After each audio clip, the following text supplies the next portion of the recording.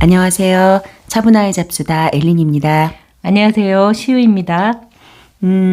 오늘은 좀 분위기를 바꿔서 처음으로 굉장히 그로테스크하고 공포스러운 작품 검은 고양이에 대해서 얘기를 나누겠습니다. 작가는 에드가 앨런 포고요.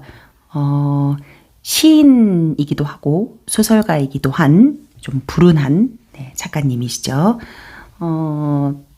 당대에는 굉장히 인정을 받지를 못했어요. 그래서 너무 가난하게 살았고 마음의 병을 얻어서 알코올 그다음에 약물에까지 손을 대면서 결국엔 불운하게 죽어간 그런 작가였죠. 그렇지만 나중에는 또 19세기 말에는 천재성을 인정받아서 본인의 모국으로 역수출되는 작품이 그런 일도 있었습니다. 이 작품 읽으시면서 좀 싫으셨을 것 같아요. 이런 거 싫어하시죠? 예, 저 공포스러운 거 싫어해요. 겁도 많고, 예, 무서워갖고. 그럴 것 같아요. 굉장히 말랑말랑한 분이시라 소프트하고 뭔가 온화하고 좀 그런 분위기가 있으셔서 아마 이런 거는 제 취향이지 좋아하실 것 같지 않아요. 제가 말랑말랑해요? 그럼요. 굉장히 유하시고 부드러워 보이시고. 터프하지 않나요? 전혀 터프하지 않습니다. 본인을 너무 모르시네요. 그랬나 보네요. 전 내가 굉장히 덜렁거리고 터프한 사람으로 알고 있었는데. 그거 귀여워요. 괜찮아요. 그 정도의. 그럼요. 그래서 아마 좀 무서운 작품 싫어하실 것 같았어요. 네. 어때요? 요즘 넷플릭스 같은 데 보면 뭐 오징어 게임, 뭐 지옥 뭐 이런 거 굉장히 인기 많잖아요. 저는 너무너무 재밌게 봤거든요. 특히 지옥 요즘에 하는 거 6회까지 보고 이거 왜 7회 안 해? 막 이러면서 그러니까 인터넷에서 평을 보다 보면 지옥에 대해서 오징어 게임보다 뭐 못하다, 더 괜찮다. 평이 너무 나뉘어서 실제로 이렇게 본분을 뵈니까 아마 못 보실 거예요. 무서워서. 그쵸, 무서울 것 같아요. 너무 말랑말랑한 분이시라 그거를 추천드리고 싶진 않습니다. 좀 화면이 굉장히 무섭거든요. 근데 사실 이 검은 고양이는 저는 영화로 약간 만들어진 것도 봤거든요. 예. 근데 소설에서 느꼈던 그 으스스함은 영화로 구현을 못했어요. 제가 처음에 이거를 읽었을 때 중학교 때였는데요. 추리소설을 굉장히 좋아하다 보니까 그리고 아무 없었다. 그거부터 시작해서 뭐 쭉 읽고 모르그가의 살인도 읽고 그다음에 이 검은 고양이도 읽었는데 정말 그 당시에도 충격적이었거든요. 처음에 이런 식으로 시작하잖아요. 지금부터 몹시 끔찍한 이야기 하나를 들려주고자 한다. 그러면서 내 말을 믿지 않아도 된다. 나부터도 이 사실을 부인하고 싶다 하면서 이렇게 시작이 되잖아요. 흥미를 다 끄는 거죠. 완전히. 이거 굉장히 재밌겠는데? 네, 그렇게 해서 순식간에 읽었던 기억이 나요. 플루토, 그 검은 고양이 이름이 플루토잖아요. 플루토가 지옥의 신이니까 결국에는 지옥으로 이끄는. 그러니까 뭔가 심령술이나 그 어떤 사후의 세계, 그런 종교적인 느낌, 뭐 그런 색채가 다 사실 묻어나는 작품 같아요. 왜 고양이한테 뭔가 영험한 힘이 있다 이런 맞아요. 식의 얘기가 좀 있잖아요. 그렇죠. 결국 복수를 한 거니까 그 플루토가. 저는 검은 고양이에 대해서 굉장히 안 좋은 감정을 가지고 있다가 무섭다, 뭐 공포스럽다 이러다가 마녀배달부 키키라는 애니메이션이 있어요. 지브리 스튜디오에. 거기서 검은 고양이가 너무너무 귀엽거든요. 고양이 좋아하는 사람은 또 검은 고양이 되게 예뻐하더라고요. 너무 예뻐요. 그래서 저도 핸드폰 케이스로 검은 고양이 그 제 케이스인데 지금은 너무너무 귀엽죠. 그 동그란 눈 때문에. 이거를 처음에 제가 청소년기에 접했을 때는 정말 너무 무서웠어요. 그리고 저는 이런 부분이 좀 인상 깊었어요. 고양이에 대한 나의 애정은 오래 지속되지 못했다. 시간이 흐르자 나는 슬슬 고양이에 대해 실증을 느끼기 시작했다. 내가 애초에 기대했던 것과 정반대 현상이 나타난 것이다.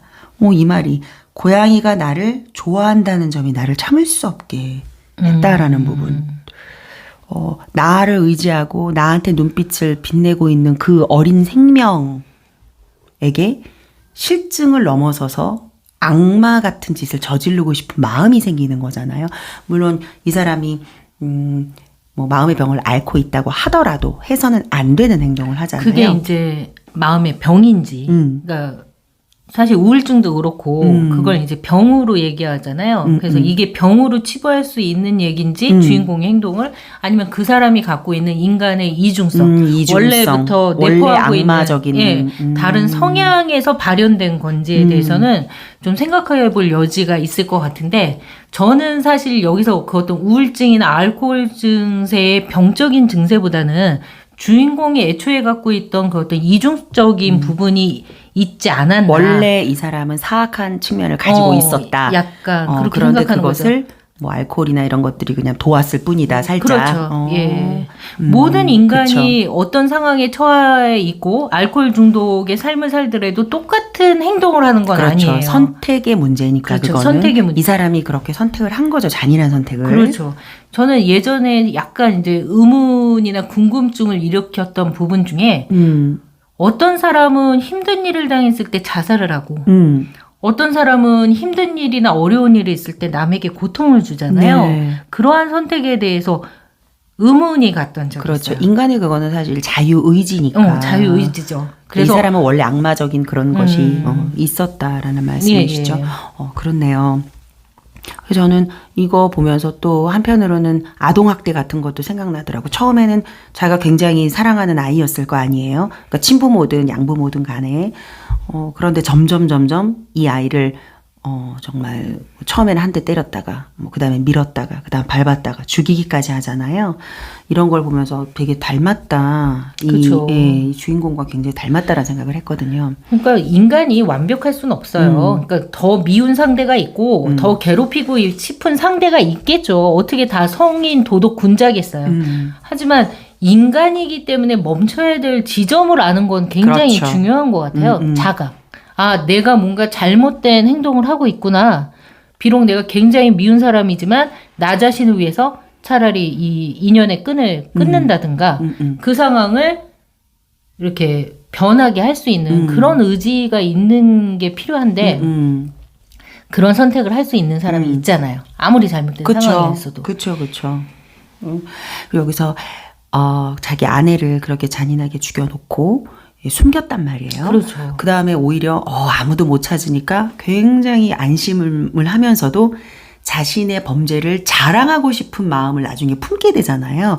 그래서 결국엔 계단을 올라가고 이제 마지막에 방문한 그 경찰들은 이제 뭐 의심을 계속 하다가 이젠 돌아가려고 하는데 괜히 부르잖아요. 그렇죠. 네, 불러서 이 집은 되게 자만한 거죠. 네, 자만하면서 내 범죄가 이 정도야라는 거.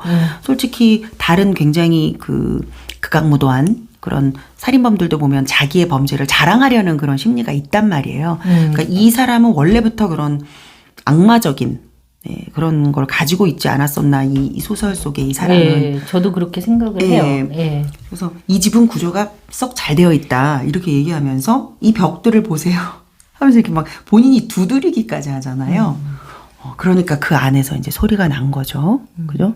이런 대범함까지도 보였다는 게 저는 굉장히 놀라웠어요. 긁어부스럼을 만드는. 그렇죠.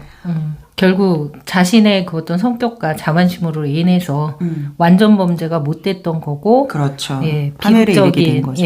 결말에 이르게 된 건데, 인간의 그 어떤 다양한 면모 그거를 봤을 때 한때 제가 OECD 국가 중에서 한국의 자살률이 굉장히 높은 것에 대해서 의문점을 가졌죠. 왜 우리나라 너무 어려운가 살기가 막 물론 다 어려워서 죽는 거죠. 그러니까 편해서 죽는 건 아니겠죠. 그렇죠. 근데 어려워서 죽는 그런 경우도 있지만 다른 나라랑 비교했을 때 우리나라 사람들이 책임감이 강하기 때문에 그런 선택을 한다는 걸 우연히 제가 어디서 읽었거든요. 네, 그런 요인이 있다고 저도 어떻게 분석해 놓은 거에서 조금 보긴 했어요. 근데 사실 이제 OECD 국가들이 거의 이제 선진국들이고 그러다 보니 거기에 이제 뭐 중국이라던가 뭐 북한이라던가 이런 나라들은 아예 가입 자체가 안 되고 동남아 국가들도 하나도 가입한 국가가 없거든요, OECD에. 그러다 보니까 아마 그 선진국들 사이에서 우리나라가 항상 뭐든지 좋은 건 꼴찌하고 나쁜 건 1등하는 좀 그런 결과가 있는 것 같기도 해요. 그리고 성실한 책임감 있는 국민성 이런 거 말씀하신 그래서 대로 오히려 있겠죠. 책임감이 없는 사람들은 자살을 선택하지 않는다고 하더라고요. 그리고 외국에서는 너무나 힘든 일이나 막 빚도촉을 받으면 우리나라는 또 자살하는 사람이 있다면 외국 사람들은 도둑질을 하거나 남한테 상해를 입히잖아요. 아니면 총기 난사를 한다든가 그런 차이점이 있겠죠. 결국 인간은 극악한 상황에 몰려서도 결국 자신이 그렇죠. 자유의지로 선택하는 거죠. 선택하는 그런 삶을 사는 거라고 생각이 들고요. 이걸 보면서 또 지킬 앤 하이드의 지킬 박사도 생각이 났어요. 네. 그 사람도 보면 굉장히 도덕적으로 이렇게 친송받았던 사람인데 그런 사람일수록 더 악마를 숨기고 있는 거죠. 그렇죠. 안에다가. 예, 오히려 이거를 약간 발산하면서 그렇죠. 좀 편하게 살았으면 네. 좋겠는데 자기 너무 안에 누르니까. 그 누르고 있는 그 악마성을 하이드로 표현을 하다가 결국 그 하이드에 의해서 이제 파멸이 되는 그런 그렇죠. 삶이잖아요. 그렇죠. 그런 걸 보면 좀 어느 정도는 발산을 하고 사는 삶이 필요하지 않을까도 싶고요. 그럼 그런 생각도 들더라고요. 인간은 누구나 그렇게 과학적인 그런 것에 대한 좀 호기심?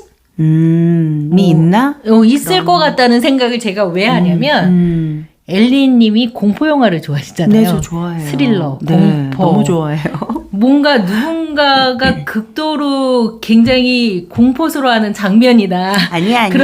그런 장면 좋아하는 거 아니야. 그게 아니라 이렇게 그런 거를 풀어나가는 과정. 즐기시는 거 아니에요? 아니에요. 아니에요? 절대 아니야. 그 풀어나가는 과정에서 예. 여러 가지 암시와 복선 같은 게 깔려 있잖아요. 근데 그런 것들을 하나하나 맞춰나가는 과정이 굉장히 재밌고, 내가 저거 생각했었던 거. 내가 맞았다. 내 추측이.